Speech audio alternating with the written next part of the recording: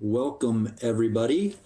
Today, we're going to be talking about improving project outcomes with connected project controls. A few housekeeping notes before we get started. This On24 experience that you guys see is customizable, so you'll see a toolbar at the top of your screen. You can bring in different windows, resize windows, but you will be muted throughout the entirety of this presentation.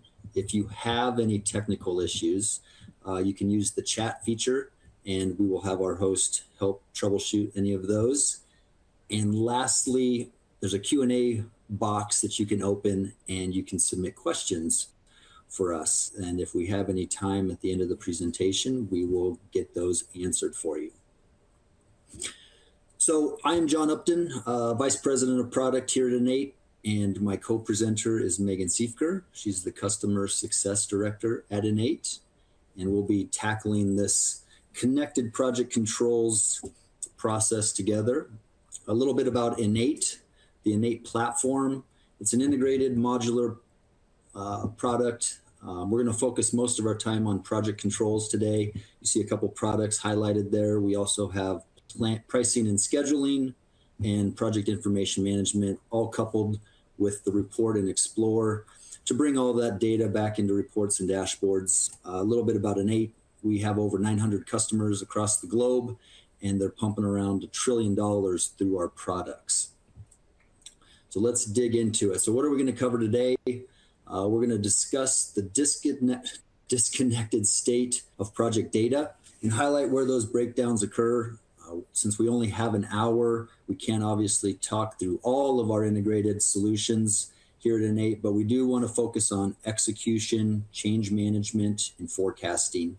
And then lastly, we'll bring that all together and discuss how connecting them enables better decision-making on the project. Yeah, so we'll kind of kick things off just by where we see, with many of our customers today, some of the challenges. Hopefully some of these, or maybe some of these will resonate with you, and then how we solve those through a couple of those connected workflows that we'll walk through. So today, what we're seeing often is project controls not failing due to a lack of data, but really more disconnected, disjointed bits and pieces that are across different systems. Often, Excel is one of those key systems that comes into play when we're talking about earned value management or forecasting, tracking execution of work. So that's one of the places where we see duplication of data, having to enter it in multiple places to get the analysis and the forecasting out of the data that you're gathering from the field. We also see issues surfacing late. So not having a centralized hub for anyone in all the different parts of a construction or capital project to be able to submit, hey, flag something as an issue. So we'll walk through that change management flow kind of in depth on how we see InEight kind of solving that connected data issue. And then really where it all ties together is, at least what we're going to cover today with a focus on the project controls piece is forecasting based on the most accurate and up-to-date data. When you are pulling data from a bunch of disparate systems, that tends to cause lags in data, stale data being used, month-old data for forecasting. And so I think this is really going to tie nicely together when we get back to that forecasting piece. You'll see where these inputs we'll walk through initially kind of feed that forecasting engine so that you are able to see trends, see problems sooner, and then make wiser decisions for your project to correct those whether it's crew performance or, things that are going south on your project so that you can correct them sooner. Also, not just disparate solutions, but sometimes because of the tools that are in place, we see customers are driven to either over-engineered level of detail where everything is way too granular because, you want to have the data going into a system, not in a side Excel spreadsheet. So in some cases, that's driving you to explode your cost structure, for example, because you're trying to get very fine, granular earned value management. Maybe that's driving you to expand out your cost structure. Or we see, the other end of that spectrum is, a very summarized level of detail in your cost analysis that's really not giving you predictive analytics on how the construction project is actually going, what disciplines are maybe falling behind. So what we want to get to is an actionable level of granularity where you have that traceability. You can dig into the details when it's necessary to find problems, but it's also not a maintenance nightmare. It's not an input nightmare to generate this data and have the accurate values that we're going to rely on from a project controls perspective. So all that to be said, we're going to jump into kind of the first workflow that we wanted to cover is really execution. And this is kind of, straight from the field where, the rubber meets the road on a construction project. We've got a couple bullets here on, work packaging, but we've got a very robust work package engine that allows the execution teams to be able to work off of, constraint-free plans that have, taken into account the safety measures, the quality measures. It's got your productivity built in. So we want to be able to hand over to a crew a work package that they can go and execute flawlessly with the highest level of productivity, the highest level of safety, quality, all those different factors that planning upfront gets built into the work package. And then at that execution level, they should be able to report how they're installing the work and then get that instantaneous feedback loop because of the connection to your budgeted unit rates. That's going to feed, are you performing to a high degree of productivity? Are we falling behind? What's your gain loss on a daily level rather than having to wait till month end or at the end of the week to see productivity trends? So we'll jump into that here. What I'm showing on the screen right now, this is our Progress mobile application, and this is down to a daily plan. So daily plans can feed from work packages. We encourage, pre-planning the work so that your crews do have constraint-free work. They know what their targets are for the day, what their goals are for the day. And this is really the result of that pre-planning step is now you've got what you see on the screen right now is a timesheet. So this is where you have your budgeted, cost items that you're going to be charging time against. And that's at, potentially a higher level than the work that is going to be installed. But this gives you, because we've got that tie, this is going to tie all the way back to our InEight control module with those cost items. And it's going to give you, these are my budgeted install rates. So I know what I need to complete based on the hours of my crew that's working on those items.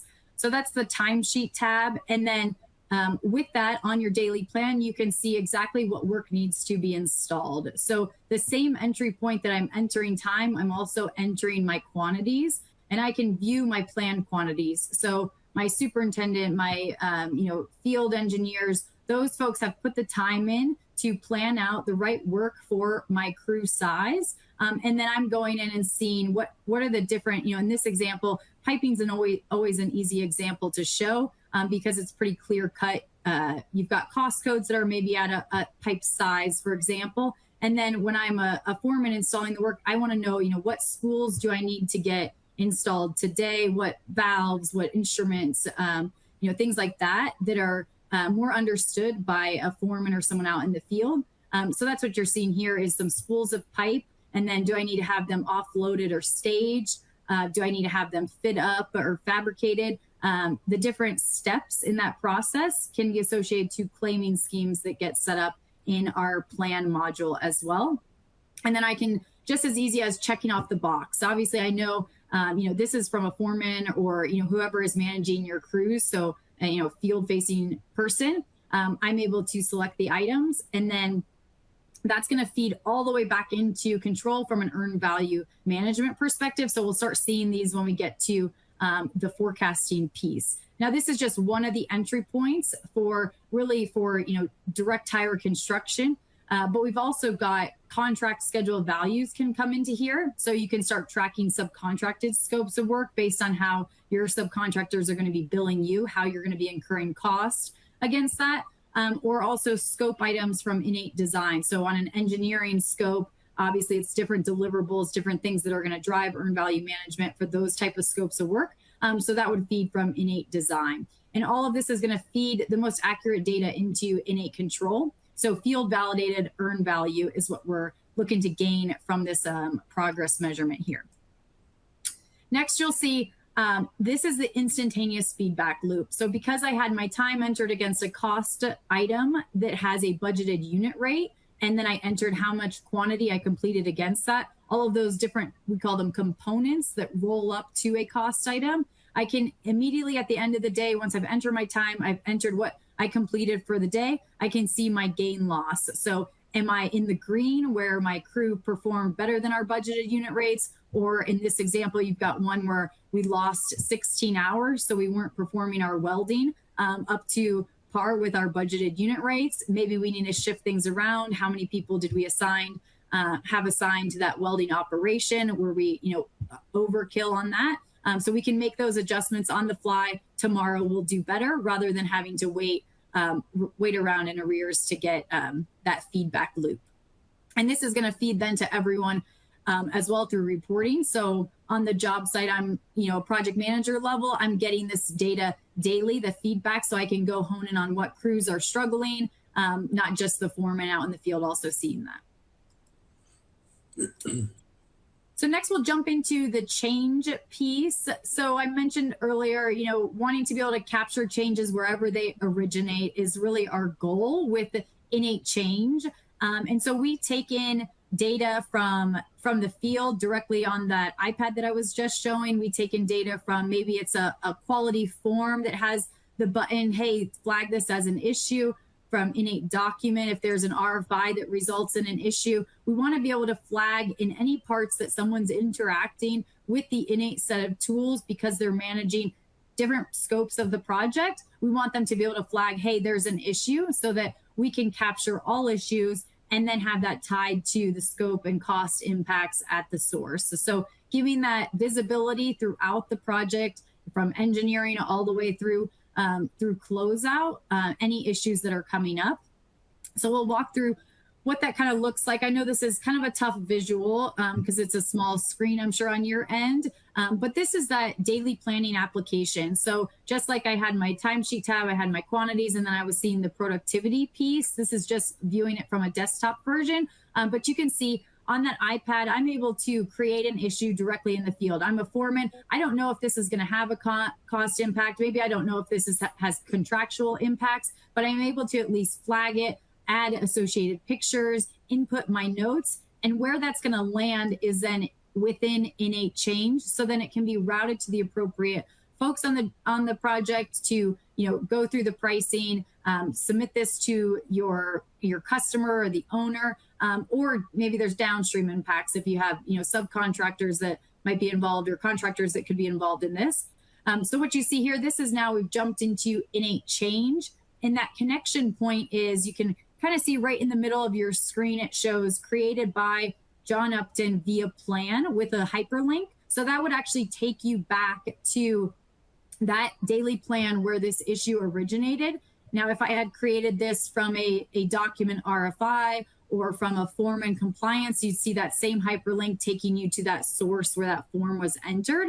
And it's going to bring in the details that came with that. So my issue details, there's no duplicate data entry. I'm getting all that data directly from the field and landing in one central repository. All of the issues that are identified from any of those parts are coming into our change register and then allowing project controls teams to go through and say, okay, let me add that cost and pricing information, which I'll pop up next. So here we're gonna now have that connection to InEight control. InEight control, maybe we should have started with this, but is the hub for all your cost items, where your budgeted unit rates are stored, your install rates, your estimated resources. If you pulled everything in from, InEight estimate or from, your external source, then that's coming into InEight control where we manage our budgets. But when we're pricing a change, we want to be able to, pull those already estimated rates. So we make all those cost items available so you can add and adjust them on each change issue that is identified. You can also pull in if it's a larger, scope. Maybe we want to go back to InEight estimate, can estimate it there with all those resources that you have built in InEight estimate, templates that you have, and then push that in as well. So this is that pricing, and then you'll see where this ends up is then pushing back and updating your control budget through obviously an approval workflow and the necessary approvals if that results in a true budget change. So now I think we'll go to the end. Yeah. Oh, go ahead. I was just going to say, where this kind of all feeds. Yeah. There's a few questions regarding the daily planning that I think we could answer here real quick. One question was, the plan hours show up as draft for the crew leaders to accept or revise. Is that correct? Is there an option to separate planned hours from actual hours like we do the quantities? And no is the answer. We show those planned hours in the timesheet for the foreman to reference and then update as the execution occurs. But there is on the productivity tab a planned productivity that's utilizing the planned hours and the planned quantities. So hopefully that answers your question, Ben. And then can it be set so that planned quantities are only shown on the overview screen and not filling in hours on the timesheet? So you can just plan quantities. They won't show up in the overview sheet, but they would show up on the quantities tab of the daily plan. Okay, I think those were, and there was another one about they have an in-house system that tracks timekeeping, man hours, production, equipment utilization, etc. Will controller plan still work if we use the house tool? Yes and no. I would say we do have APIs. There was another question about APIs. We do have APIs to pull in man hours or cost, obviously, from an external system into control, but we don't have an API to fill out a daily timesheet via another solution. You can, from a productivity standpoint, in claimed quantities, we do have an API, or soon to have an API, that could pull quantities into plan, but that's about the extent of the APIs with regards to the daily planning tool that Megan just showed. But just to keep us on track, the third workflow we wanted to talk about is forecasting. And this is kind of where the rubber meets the road, as Megan mentioned. And the way we enable forecasting efficiency through connected project controls with InEight is by tightly coupling actuals, progress, commitments, changes into a continuously updated system-driven forecast rather than your monthly updates, manual forecasting based on data that's outdated, as Megan mentioned earlier. So here we have a screenshot of our project controls dashboard.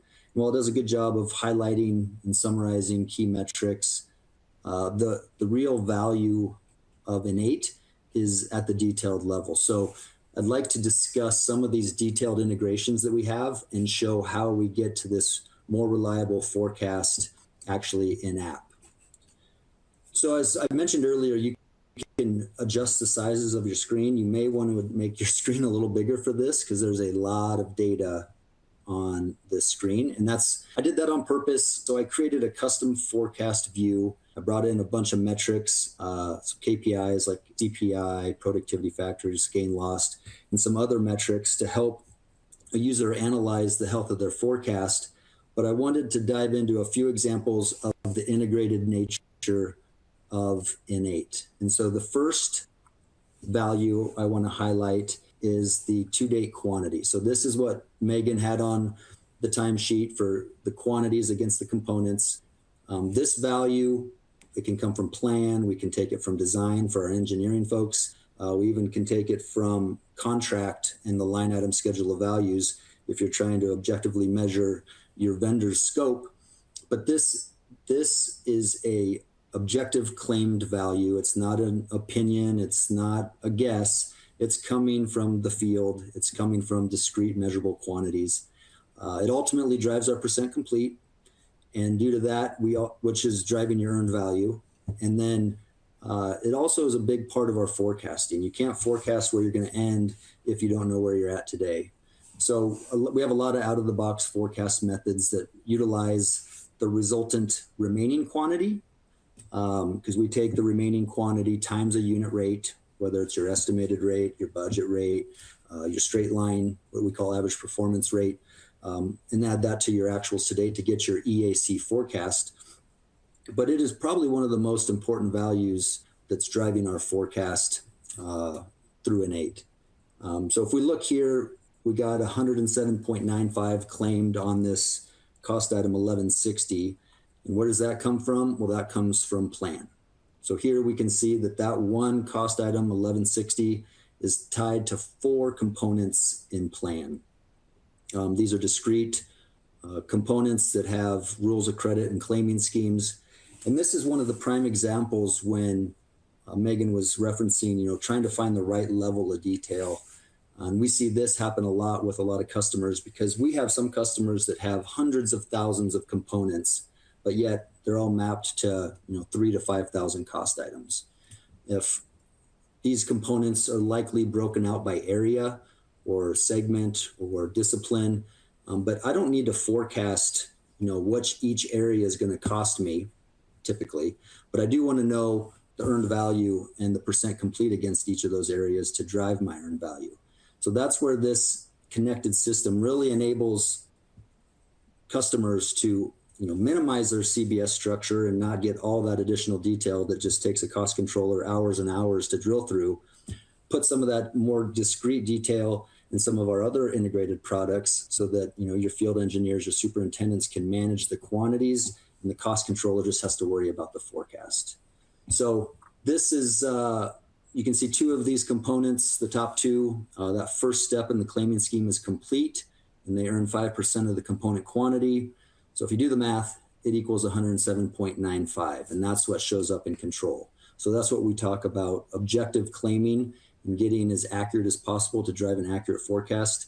That's how we do it with quantities. The next value I want to draw your attention to is this issue cost. So you can see we have $4,000 of issue cost. Megan also referenced that through the daily planning tool that they took a picture. They don't know if it's going to be escalated to a contract change order or not, but they did document it. So we have this $4,000 on cost item 1161. You can see we're already 81% complete, but that $4,000 is roughly 10% of our forecast remaining costs, or our ETC. So that definitely deserves to have a discussion. And so the cost controller, since he is an integrated solution, he can see that that value comes from InEight change. Here, when they created this issue, they linked that WBS 1161. They determined they needed another 10,000 foot of linear pipe, multiply that by our budgeted unit rate, and that's where we get the $4,000. So change gives you the additional detail of, where is it at? Like whose court is the ball in? What's the likelihood of this actually getting escalated into a potential change order, executed change order? But having that visibility and control gives the cost controller some ammo to ask the right questions. Like, do I need to include that in my forecast? How likely do we think this is going to get escalated, and we'll actually have to do some work to incur this $4,000 of cost? And last piece I wanted to discuss is the committed cost. Typically, GCs have a blind spot around subcontractor scope. It's easy to manage your direct labor down to the minute details, but not always as easy to do that with your vendors. So with InEight Control, we can see that we have a total committed cost of $29,500 and a remaining cost, which is your open commitment. All of those details are coming from our contract product. We can still get them from the ERP, but if we get them from contract, we get these additional details. So this is just a slide out in-app in Control, and it's going to show every line item in contract that is associated to that specific WBS, in this case 1155. And if there were multiple purchase orders or different contracts utilizing this WBS, you'd see multiple purchase orders and those corresponding line items. And the value here is that you don't have to go to another product or look at a spreadsheet.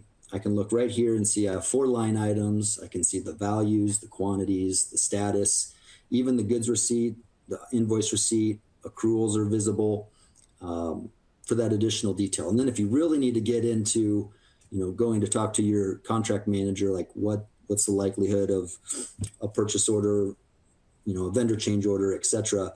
There's hyperlinks on this page to take you directly to contract in a new browser window that'll take you to that PO or to the specific page where they did that goods receipt or IR. So a bunch of additional information around the contract module in-app within Control. And so we've talked about these integrated values, but how do they really affect your forecast? Like, how can we use these integrated values to drive a more informed forecast, for our monthly cost reports? So if we go back to that same example that we talked about with the committed cost, if you look to the far right of the screen, that's our contract or our forecast method. And in this example, we're using the contract forecast method. So this is going to take the value of any line item that's associated with that WBS plus any pending vendor change orders, and that's going to drive your forecast total cost or your EAC forecast, your estimate at complete. So you can see here that the total commitment matches our forecast total cost. So there's no pending change orders and there's no additional cost being charged outside of this cost item. And what really brings value is that, if I was tracking all of this on a spreadsheet or a different point solution, I don't have that real-time visibility, because as soon as that line item in contract gets updated, my forecast gets updated. I don't have to make any manual edits. It's all systematic and automatically updated, which is a big value and a big value add for an integrated system. The next example, if you look towards the left, the percent complete, you can see we're roughly 4.5%, 5% complete. So I'd be inclined maybe to just forecast my EAC to be exactly what my current budget is, because it's too early in the process to have any trend data to tell me otherwise that I'm going to do better or worse than budget. So I might just forecast my budget. But if you look towards the middle, there's a pending budget cost of $10,000. So this is what's been graduated from an issue to a potential change order. So I have $10,000 outstanding out there.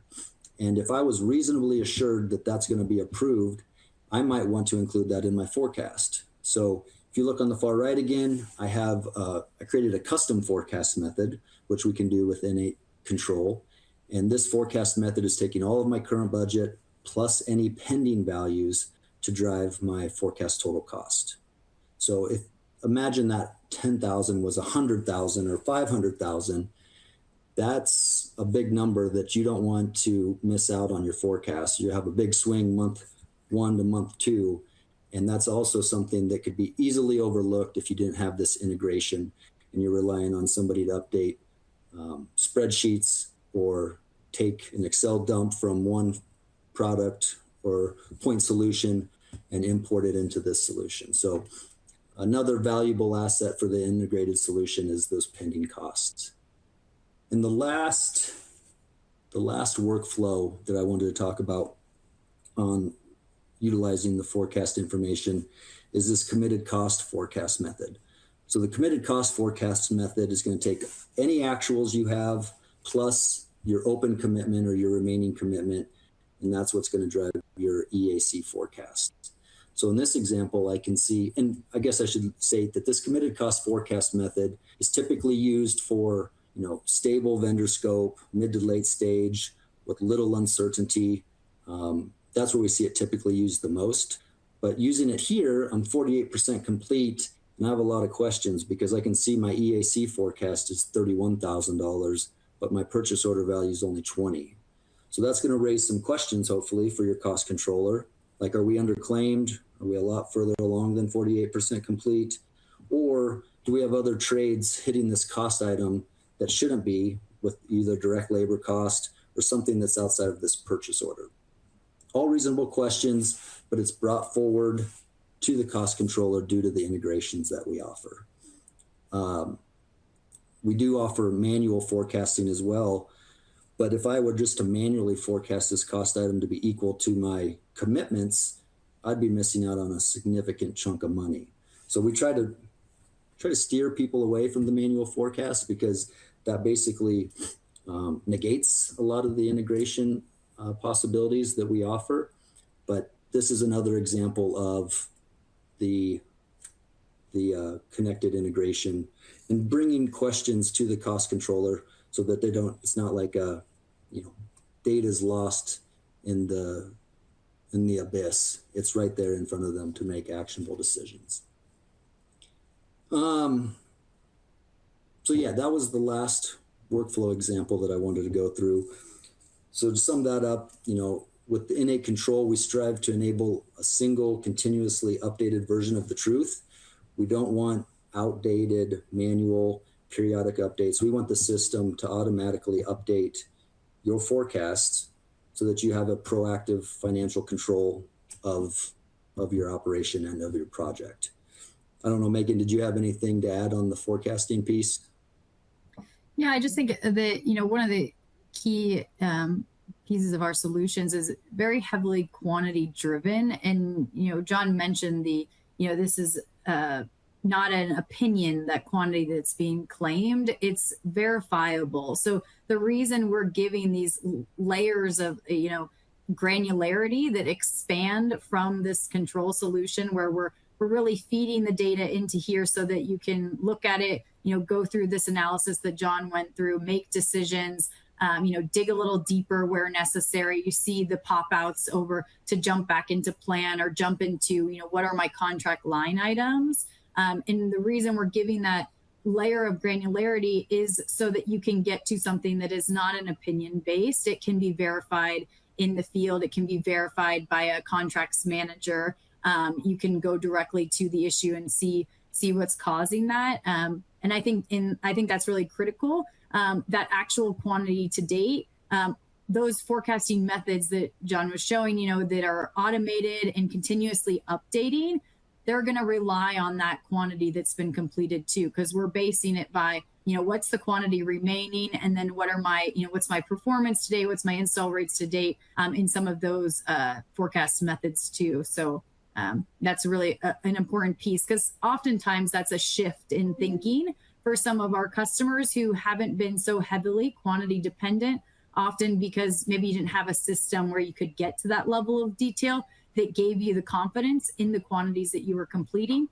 So this is kind of a shift in many cases we see during implementations, and it's going to add huge, tremendous value. But it is sometimes a change in the way you're thinking and looking at project controls to be so quantity dependent. And I think that's a good thing, but definitely something to be aware of. Yeah, valid points. And I guess we're not trying to say that, all these forecasts are set it and forget it, and you never have to come back and monitor it or check it or review it. We're just saying that you get instant updates, and we do have variables like in the middle there, I have a forecast cost change column. And basically that's telling you your forecast from this month to last month, how much did it change? And I know this isn't a forecast presentation, but there's a lot of functionality in here to really draw attention to forecast changes or influxes up or down. But the point to be made is that due to some of these integrations, you have a much more timely and reliable forecast, I think is the point we're trying to make here. So bringing it all together, we've talked about the 3 different workflows. Forecasting really is driven by field execution. The more accurate your field execution, the more reliable and accurate your forecast is going to be. We're not relying on assumptions or lagging indicators, and we hear it all the time. Everything you see on LinkedIn or most webinars is, we have all this data on all these projects, so much data, it's just how is it organized, how clean is it, etc. But if it's not clean, everybody's probably heard the analogy, junk in equals junk out. So we are striving to get that objective claiming early in the field, utilize that to drive our most accurate, most timely forecast values. Because then your forecasts become much more reliable when you have that timely, reliable, objective data. Yeah, and from a change perspective, I mentioned capturing changes from everywhere. Changes can land in InEight change, and then maybe it results in, this is actually not a change that's going to impact our contract. Maybe it's something minimal that we're not going to, proceed down the path of a potential change order, contract change order, or down to a vendor change order. But at least you're having a place to capture it all so that we can identify where those changes are that are going to impact things, and then see that, from the project controls lens, I don't have to go out to each crew and, make sure that they're capturing every change and do that. It's, feeding that data in to the people who need it, right at the spot, right when it's happening. So that, contractually we have a 10-day notice window of when a change happens. We're meeting all those contractual requirements so that we're getting compensated for all the changes that we could potentially be compensated for. I mean, I'm sure any of us on a job site can remember a few changes that we let kind of just slip through because you get in the grind of the day to day. And we didn't have a place to just quickly, raise our hand and flag it. If I've got to go to a different system, submit a different, form, fill something out on a side sheet, then take it to my project controller. A lot of times things get lost. So we're just giving kind of a central hub and then making sure that information, everything that's captured there, is feeding back into the control solution. And then, the connected data just is driving better decisions. Our goal is you enter it one time and it feeds to anywhere that needs it on the project. If I'm a contracts manager and then I've got field personnel that are, validating the work that's being performed via, contract schedule values, items that are being claimed in the field, that's going to feed right back up to me when I'm viewing an invoice and seeing, okay, is this an accurate invoice that we should be paying? That's one data point that I've got that connected data source where I'm not having to then go back out.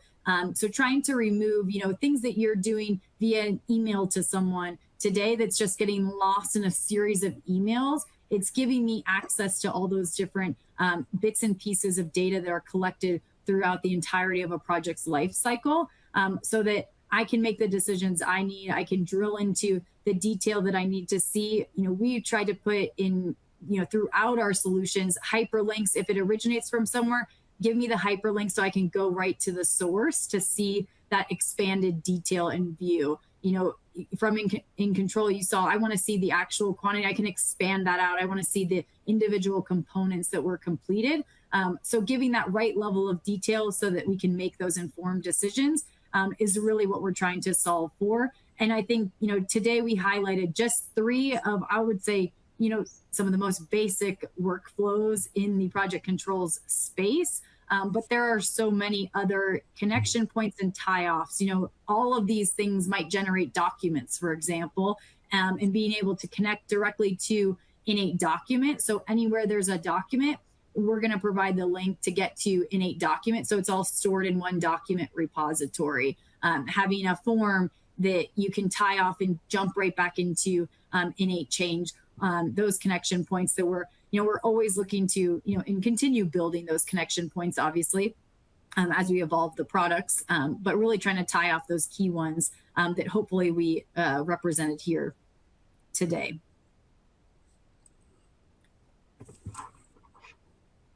Good stuff. Yeah, so before we get into some of the Q&A, obviously, we just wanted to let, make it known, obviously, that, if you guys are still struggling with disconnected spreadsheets or disconnected systems, that's a platform issue. It's not a person issue. And it is challenging to get off the spreadsheets. I mean, we still have customers that rely on spreadsheets for certain things. But if that's your bread and butter and you're looking for an opportunity to, realize some of the benefits of this integration, we've done it for hundreds of capital construction projects across the globe. Megan's team, they understand the implementation pitfalls. They do all the implementations. They've perfected it to a point, and they know how to do it right.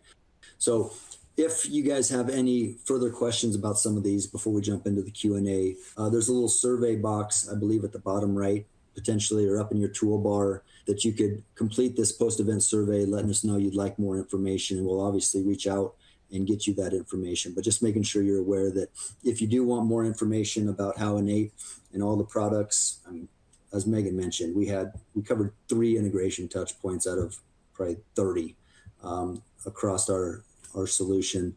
So if you want any more information on that, please fill out that post-event survey and we'll get back to you. I know there are a couple questions in here around some of those integrations. I don't know.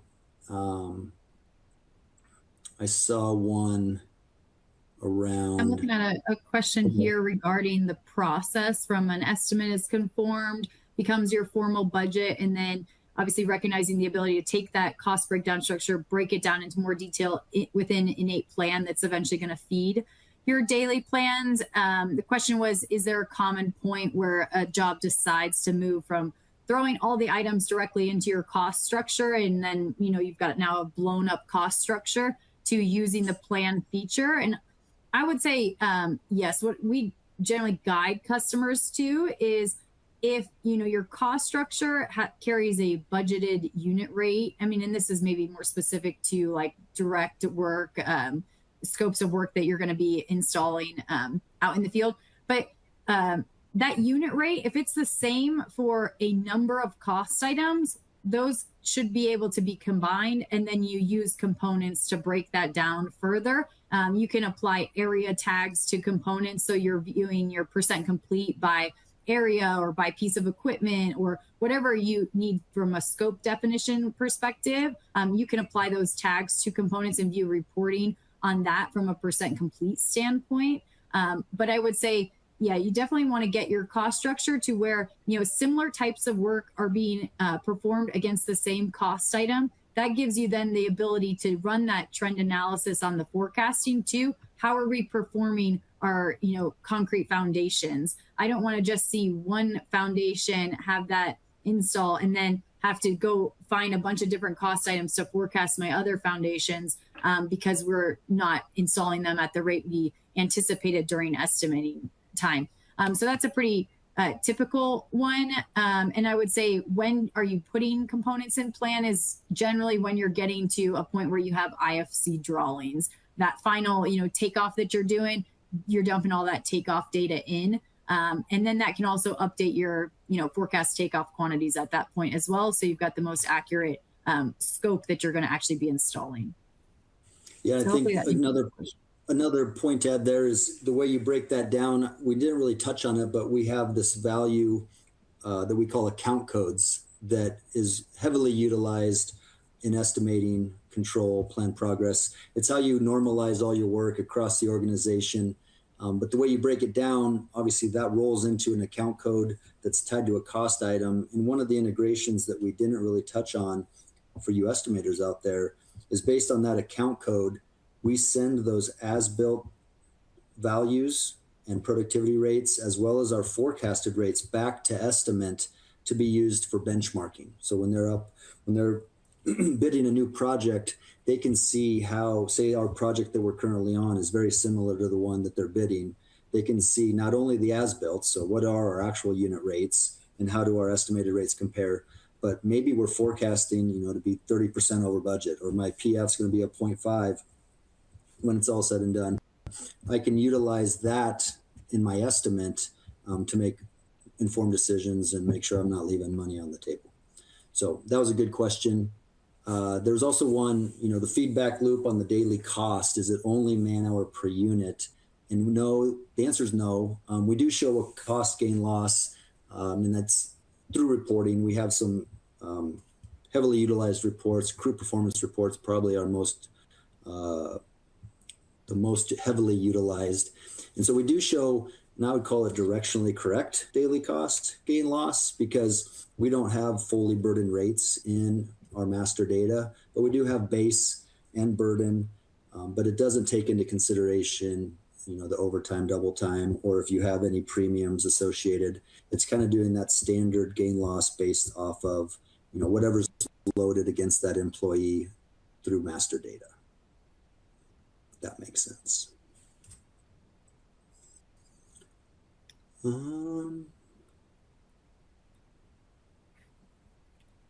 See anything?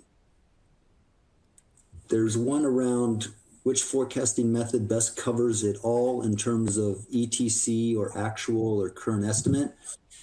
I don't think there's a silver bullet answer for that one. It kind of depends on the progress of that operation. Are you 5% complete, 50% complete, 95% complete? Is it self-perform work? Is it contracted work? So I don't think there's a standard answer for that, but based on the type of work, the progress that you've already completed, we have different forecast methods that are built for that. So I don't think there's a silver bullet answer for that, unfortunately. Yeah, another question, can you control what data the end user sees? For example, contractor costs or employee costs? Absolutely, it's a role. We have a role-based system where permissions are assigned based on your role. And then to the point of, you don't want your customer seeing certain data.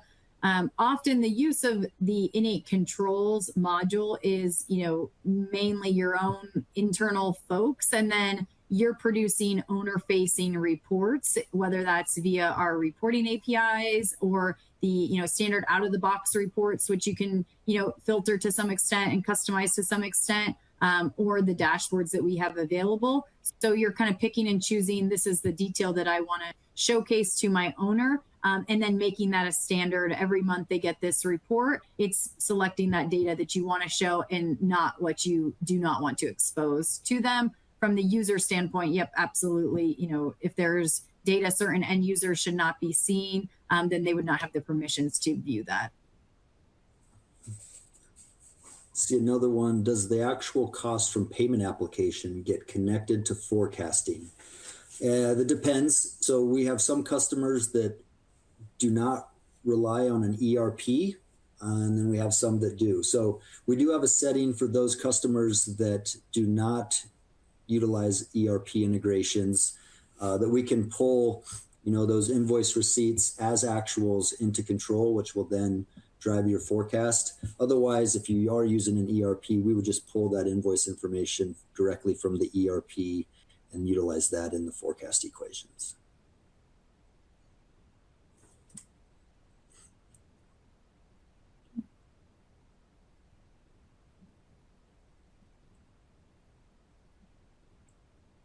Unfortunately, Mike, so there's another question. If I have 5 bridges all rolled up into one CBS series of items with 5 separate footings inside the planned activities, not in the CBS, but in plan, does benchmarking allow me to see the particular data for just one of those bridge footings as opposed to all the bridges rolled up?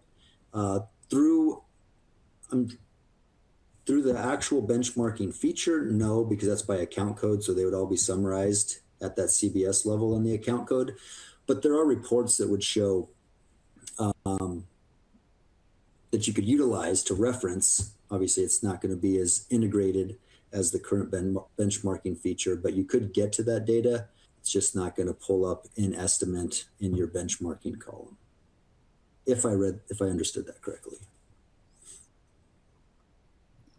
Yeah, another question about, smaller size organizations that are maybe not doing mega projects, more short-term, smaller values. How could the tool be used for that? We do have some customers, the tool is flexible in that you can set up your cost structure on a given project to be, whatever you need it to be. And we also have the process of, partially locking budgets.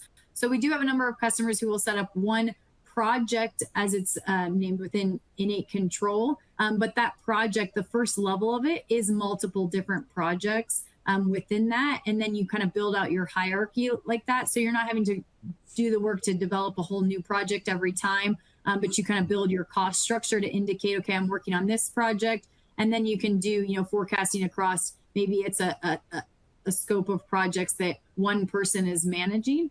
So that's one way that some smaller organizations have used the tool to still get benefit of having that data all come into one place, but not having to go from project to project. If you are doing, short-term projects, you might want them all in the same bucket, if you will, in a hierarchy.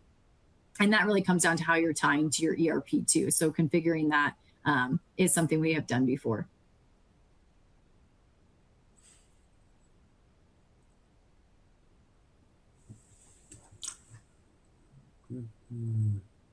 I see Hey, Ben, I think I see a few questions coming in through you. Might have to take those ones. Got a series here and get to you on those ones too. Trying to read through all of these. Good questions. Everyone's getting a lot of input in here, so that's great.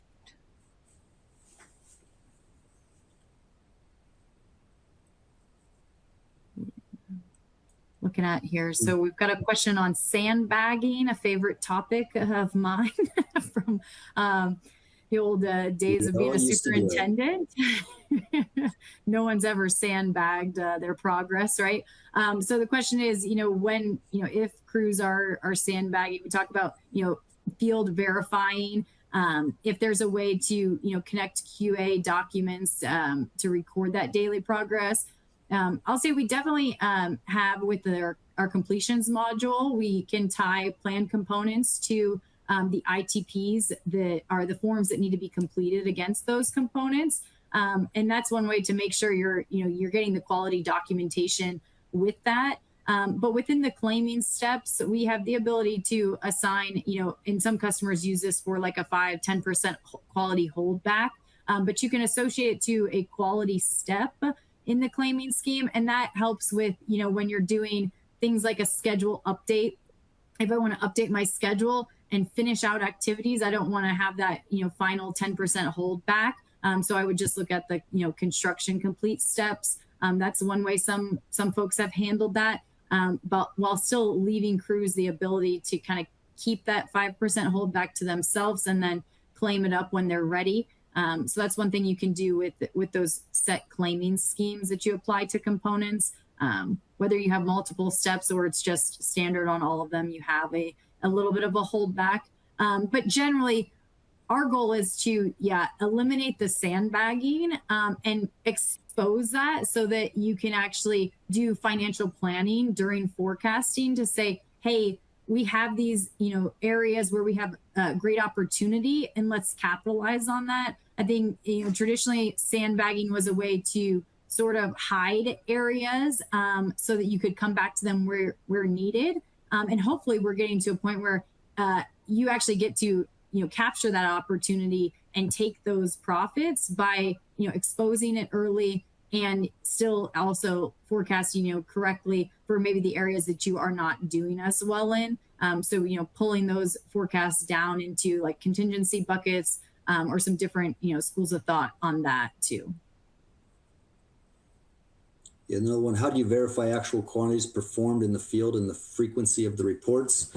So we don't have anything that actually verifies the quantities. I mean, we make them objectionable so that, if I had a, say install underground pipe, the foreman, you might have an excavation, you might have, a base layer, you have installing the pipe, you have backfill. And if you just said you had 100 linear feet of pipe and the foreman, did the excavation, it's hard to say, well, how much of that linear feet did I actually do? I just excavated, for the pipe. So within those claiming schemes, that's where we get discrete, and you can have a quantity of excavation in cubic yards. You could have a quantity for, laying the base at maybe square footage unit of measure. Then obviously you have installation of pipe at linear footage, and then the backfill at cubic yards. So the foreman has much more discrete and understandable quantities that he can claim so that it's not as, I think we're 20% complete. It's much more objective. So that's how we help with that.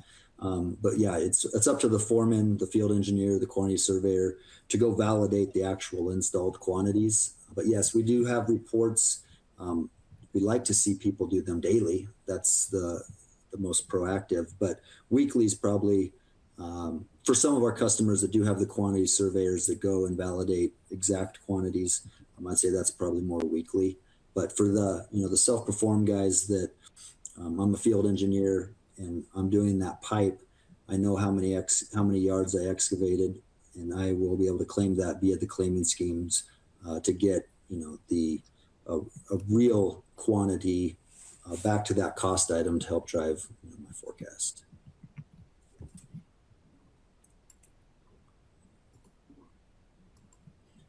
Can InEight be used for companies who are an owner, developer, and GC as well? Yes, we have plenty of owner customers today, as well as GCs, obviously. So yeah, we've seen, I mean, we have customers that are owners. We have customers that do the EPCM work on behalf of the owner. We have the general contractors. We have engineer firms.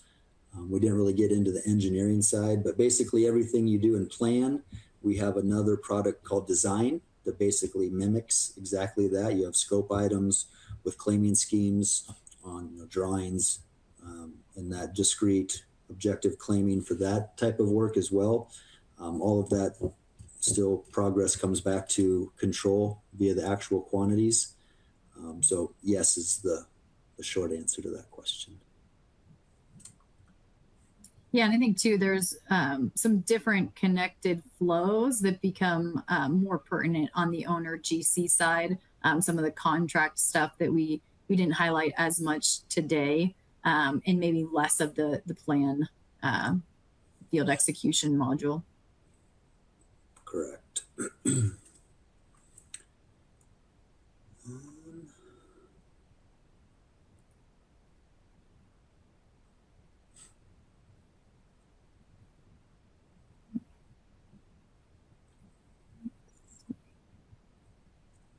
Yuri, I see your question about views and some frustration you have, so maybe we'll take that one offline, get a better understanding of what you're seeing. I know a lot of products are incorporating views. I know Control has the one where you can share it across multiple projects of the organization. There is something on the long-term roadmap to set those at more at the organizational level, but feel free to reach out to me with anything specific that you're seeing.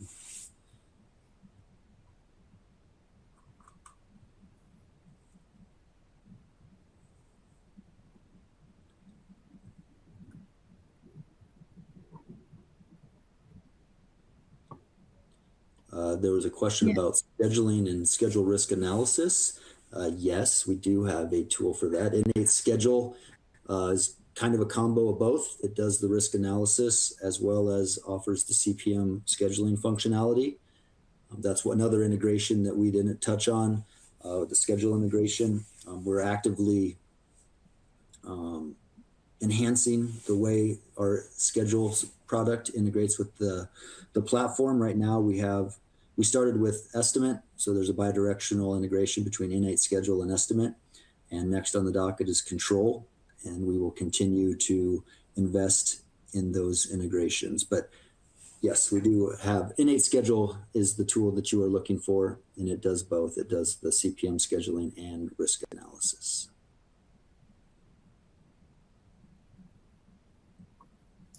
No, we're almost at time. There were a couple of questions in here too, just related to integrations, even to external solutions such as your ERP, specifically to like the contracts module, getting that data in, which is definitely critical to feed data. We don't claim to be the source of truth for transactional data that you would find in your ERP, and that data that you were seeing in Control that is very important for forecasting.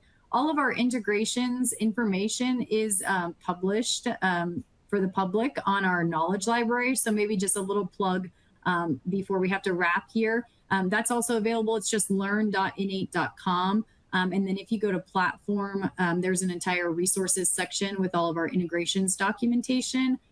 So that'll show, things like how do you get components into plan? Even we have an inbound integration to create those. Some folks do it, directly from their engineering system of record to create all those components. That's just, one thing that I thought of off the top of my head, but we have a ton of integration points to feed the data in from the source, because we want to not just eliminate duplicate entry in our own tools, but if you are storing it and you have a source of truth already externally, that's the nice part of our modular solution, that we can feed that data in many cases where it needs to land.